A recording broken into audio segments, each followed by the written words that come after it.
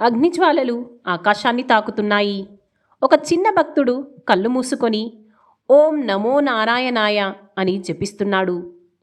చుట్టూ భయం, మధ్యలో అగ్ని. కానీ అతని హృదయంలో మాత్రం అచంచల విశ్వాసం. భక్తుణ్ణి రక్షించడానికి స్వయంగా శ్రీహరి అగ్నినే ఆజ్ఞాపించిన ఆ క్షణం చెడుపై మంచి గెలిచిన పవిత్ర సమయం. అదే హోలీ పండుగ వెనుక ఉన్న దైవరహస్యం. హోలీ అంటే మనకు ముందుగా గుర్తుకు వచ్చేది రంగులు, ఆనందం, సందడి.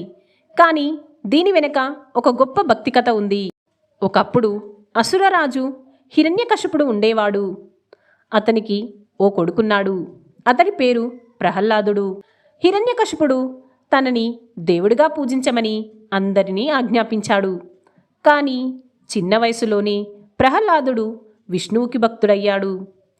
ఇది చూసి హిరణ్యకశిపుడికి కోపం అగ్నిలా ఎగిసింది. తన కొడుకును ఎన్నో విధాలుగా హింసించాడు. పాముల గుంపులో పడేశాడు, పర్వతంపై నుంచి తోసేశాడు, ఏనుగులతో తొక్కించాడు. కానీ ప్రతిసారి దేవుని కృప అతన్ని రక్షించింది. చివరికి తన చెల్లెలు హోలికా సహాయం కోరాడు. ఆమెకు అగ్నిలో కాలిపోని వరముంది. హోలిక ప్రహ్లాదుణ్ణి ఒడిలో కూర్చోబెట్టుకొని అగ్నిలోకి ప్రవేశించింది. అందరూ ఉత్కంఠగా చూస్తున్నారు. ఇప్పుడు ప్రహ్లాదుడు కాలిపోతాడు అని అనుకున్నారు. కానీ దేవుని లీల చూడండి. అగ్ని భక్తుణ్ణి తాకలేదు. అహంకారంతో వచ్చిన హోలికానే అగ్నిలో దహించబడింది.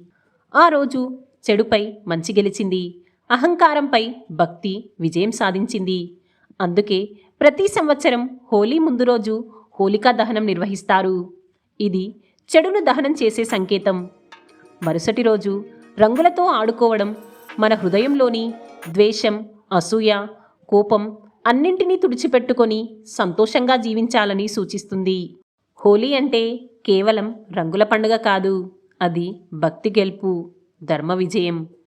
మీకు ఈ కథ నచ్చిందా? అయితే వెంటనే లైక్ చేయండి. ఇలాంటి భక్తి కథల కోసం మా ఛానల్ని సబ్స్క్రైబ్ చేసి మా కుటుంబంలో మీరు భాగమవ్వండి. ఈ హోలీ మీ జీవితంలో ఆనంద రంగులు నింపాలని కోరుకుంటూ హ్యాపీ హోలీ.